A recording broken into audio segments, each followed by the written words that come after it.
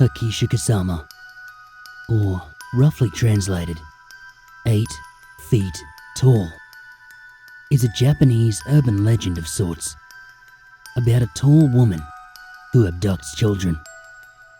She is 8 feet tall. She wears a long white dress, and she makes a sound like hoo, hoo, hoo, hoo, hoo.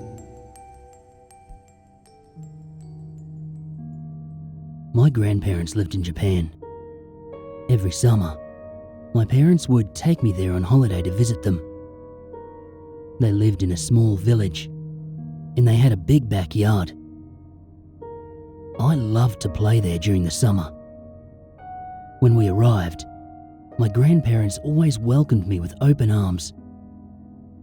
I was their only grandchild, so they spoiled me. The last time I saw them was the summer when I was 8 years old. As usual, my parents booked a flight to Japan, and we drove from the airport to my grandparents' house. They were delighted to see me and had a lot of little presents to give me. My parents wanted to have some time by themselves, so after a few days, they took a trip to another part of Japan, leaving me in the care of my grandma and grandpa. One day, I was playing out in the backyard. My grandparents were inside the house. It was a hot summer's day, and I lay down on the grass to rest. I stared up at the clouds and enjoyed the feeling of the soft rays of the sun and the gentle breeze. Just as I was about to get up, I heard a strange sound. Hoo, hoo, hoo. I didn't know what it was, and it was hard to figure out where it was coming from. It sounded almost like somebody was making the noise themselves, as if they were just saying po, po, po, over and over again, but in a deep, masculine voice. I was looking around, searching for the source of the noise, when I suddenly noticed something on top of the tall hedges that enclosed the backyard. It was a straw hat.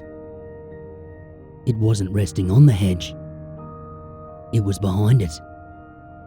And that's where the sound was coming from too. Hoo, hoo, hoo, hoo. And then, the hat began to move, as if someone was wearing it. The hat stopped at a small gap in the hedge, and I could see a face peering through. It was a woman, but the hedges, they were high, almost 8 feet tall. I was surprised at how tall the woman was.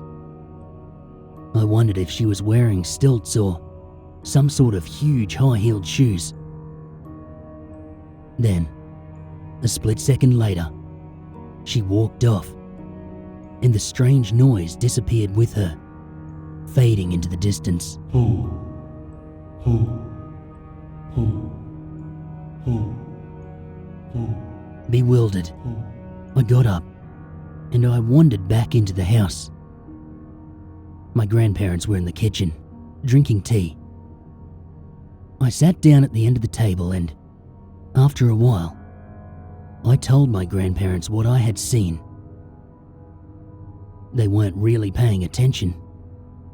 Not until I mentioned that distinctive sound. Hoo, hoo, hoo. As soon as I said that, both of them suddenly froze. Grandma's eyes grew wide, and she covered her mouth with her hand. Grandpa's face became very serious, and he grabbed me by the arm. "This is very important," he said, in an intense voice. "You must tell us exactly. How tall was she?" "As tall as the garden hedge," I replied, beginning to get scared. My grandfather bombarded me with questions, Where was she standing? When did this happen? What did you do? Did she see you? I tried to answer all of his questions as best I could. He suddenly rushed out to the hallway and made a phone call. I couldn't hear what he was saying. I looked over at my grandma, and she was still trembling. Grandpa eventually came barging back into the room and spoke to my grandmother. "I've got to go out for a while," he said. "You stay here with the child. Don't take your eyes off him for a second." "What's going on, Grandpa?" I cried. He looked at me with a sad expression in his eyes, and he told me, "You've been liked by Hachishakusama." With that, he hurried out, got into his truck and drove off. I turned to my grandmother and I cautiously asked, "Who's Hachishakusama?" "Don't worry," she replied in a shaking voice. "Grandpa will do something. There's no need for you to worry." As we sat nervously in the kitchen, waiting for my grandfather to come back, she explained what was happening. She told me that there was a dangerous thing that was haunting the area. They call it Hachishakusama because of its height. In Japanese, Hachishakusama means 8 feet tall. It takes on the appearance of an extremely tall woman, and it makes a sound like in a deep male voice. It appears slightly differently depending on who sees it. Some say it looks like a haggard old woman in a kimono, and others, they say it is a girl in a white funeral shroud. One thing that never changes is its height and the sound that it makes. A long time ago, it was captured by monks, and they managed to confine it in a ruined building on the outskirts of the village.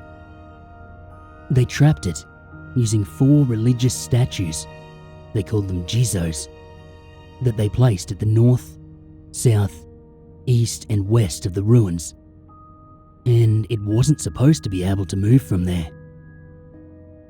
Somehow, it managed to escape. The last time it appeared was 15 years ago. My grandmother said that anyone who saw 8 feet tall was destined to die within a few days. It all sounded so crazy, I wasn't sure what to believe. When Grandpa came back, there was an old woman with him. She introduced herself as Kei-san, and she handed me a small, crumpled piece of parchment. She said, "Here, take this and hold it." Then, she and Grandpa went upstairs to do something. I was left alone in the kitchen with my grandmother again. I needed to go to the toilet, so Granny followed me to the bathroom and wouldn't let me shut the door. I was beginning to get really frightened by all this. After a while, Grandpa and Kei-san took me upstairs, and they brought me into my bedroom. The windows, they were covered in newspaper, and lots of ancient runes had been written on them. There were small bowls of salt in all 4 corners of the room, and there was a small Buddha figure placed at the center of the room on top of a wooden box. There was also a bright blue bucket. "What's the bucket for?" I asked. "That's for you to use the bathroom," Grandpa replied. Kei-san sat me down on the bed and said, "Soon the sun will be setting, so listen carefully. You must stay in this room until tomorrow morning. You must not come out, under any circumstances, until 7 o'clock tomorrow morning. Your grandmother and your grandfather, they will not speak to you or call you until then. Remember, do not leave the room for any reason until then. I will let your parents know what's going on. She spoke in such a grave tone that all I could do was quietly nod my head. You have to follow Kei-san's instructions to the letter, Grandpa told me, and never let go of the parchment she gave you. And if anything happens, pray to Buddha and make sure you lock this door when we leave. They walked out into the hallway, and after saying goodbye to them, I closed the bedroom door and I locked it. I turned on the TV and I tried to watch, but I was just so nervous. I felt sick to my stomach. Grandma had left some snacks and rice balls for me, but I couldn't eat them. I felt like I was in prison, and I was very depressed and scared. I lay down on the bed and I waited. Before I knew it, I was asleep. When I woke up, it was just after 1 a.m. All of a sudden, I realized that something was tapping on the window. I felt the blood draining from my face, and my heart skipped a beat. I desperately tried to calm myself down. I was telling myself that it was just the wind playing tricks, or maybe the branches of a tree. I turned up the volume on the TV to drown out the tapping noise, and eventually, it stopped. That was when I heard my grandpa calling me. "Are you okay in there?" he asked. "If you're scared, you don't have to stay in there all alone. I can come in and keep you company." I smiled and I rushed over to open the door. But then, I stopped in my tracks. I had goosebumps all over my body. It sounded like Grandpa's voice, but somehow, it was different. I couldn't tell what was different, but I just knew. "What are you doing?" Grandpa asked. "You can open the door now." I glanced to my left, and a chill went down my spine. The salt in the bowls, it was slowly turning black. I backed away from the door. My whole body was trembling with fear. I fell to my knees in front of the Buddha statue and clutched the piece of parchment tightly in my hand. I started desperately praying for help. Please save me from Hachishakusama," I wailed. Then, I heard it.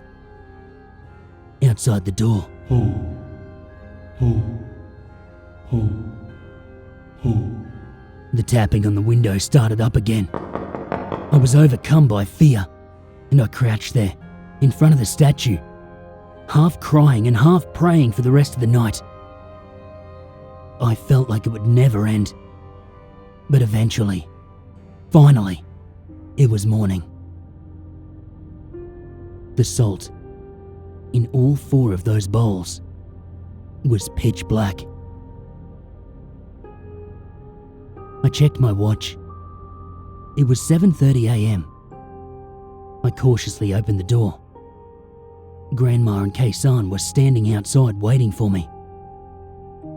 When she saw my face, Grandma burst into tears. "I'm so glad you're still alive," she said.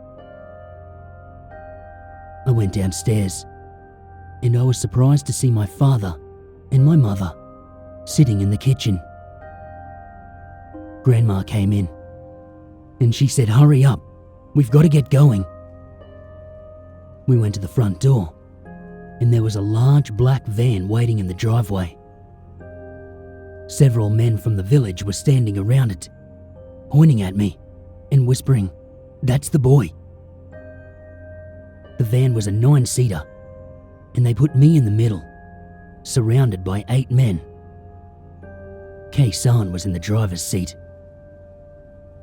The man on my left, he looked down at me and he said, "You've got yourself in quite a spot of trouble. I know you're probably worried. Just keep your head down and keep your eyes shut. We can't see it, but you can. Do not open your eyes until we've got you safely out of here." Grandpa drove in front, and my dad's car was following behind. When everyone was ready, our little convoy started moving. We were going fairly slow, around 20k an hour, or maybe less. After a while, Kei-san said, "This is where it gets hard," and she started muttering a prayer under her breath. That was when I heard the noise. I clutched the parchment Kei-san had given me tightly in my hand. I kept my head down, but I just couldn't help myself. I peeked outside. I saw it. I saw her. A white dress, fluttering in the breeze. It was moving along with the van. It was Hachishakusama. She was outside the window, but she was keeping pace with us. And then, suddenly, she bent over and peered into the van. "No!" I gasped. The man beside me shouted, "Close your eyes!" I immediately shut my eyes as hard as I could, and I tightened my grip on the piece of parchment. And then the tapping began. The voice became louder. There was tapping on all the windows, all around us. All of the men in the van were startled and on edge, muttering nervously to themselves. They couldn't see 8 feet tall, and they couldn't hear her voice, but they could hear her tapping on the windows. Kei-san started praying louder and louder until she was almost shouting. The tension inside that van was unbearable. After a while, the tapping finally stopped, and the voice disappeared. Kei-san looked back at us, and she said, "I think we're safe now."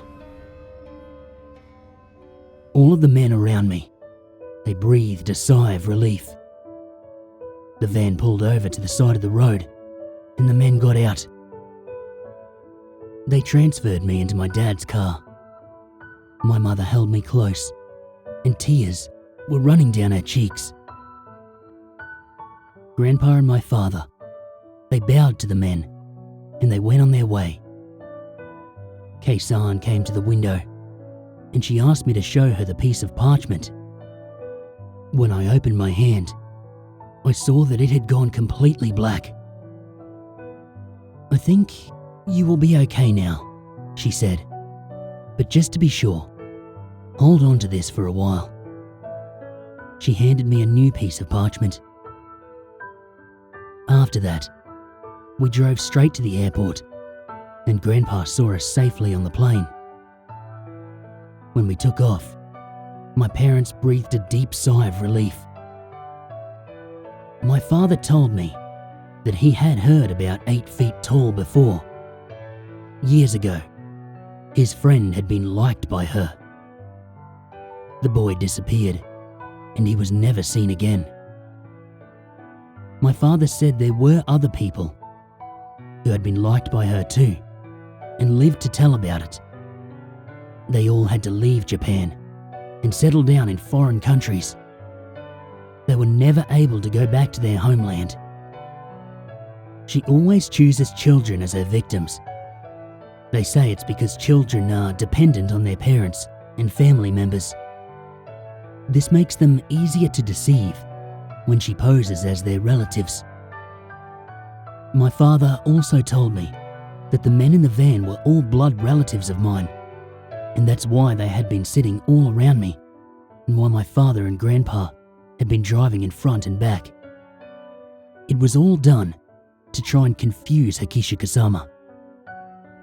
It took a while to contact everyone and get them all together, so that was why I had to be confined in the room all night. He told me that one of the little Jizo statues, the ones that were meant to keep her trapped, had been broken, and that's how she escaped. It gave me the chills. I was glad when we finally got back home. All of this happened more than 10 years ago.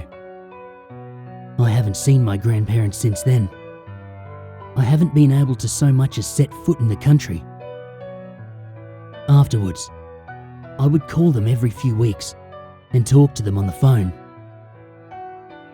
Over the years, I tried to convince myself that it was just an urban legend, that everything that happened was just some elaborate prank.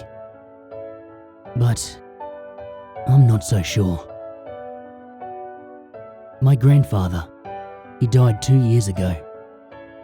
When he was sick, he wouldn't allow me to visit him, and he left strict instructions in his will that I was not to attend his funeral. It was all very sad. My grandmother called me a few days ago. She said that she had been diagnosed with cancer. She missed me terribly and wanted to see me one last time before she died. "Are you sure, Grandma?" I asked. "Is it safe?" "It's been 10 years, she said. "All that happened a long time ago. It's all forgotten. You're all grown up now. I'm sure there won't be a problem." But what about Hachishakusama?" I said. For a moment, there was silence on the other end of the phone. And then, I heard it, coming through the receiver. Ho, ho, ho, ho.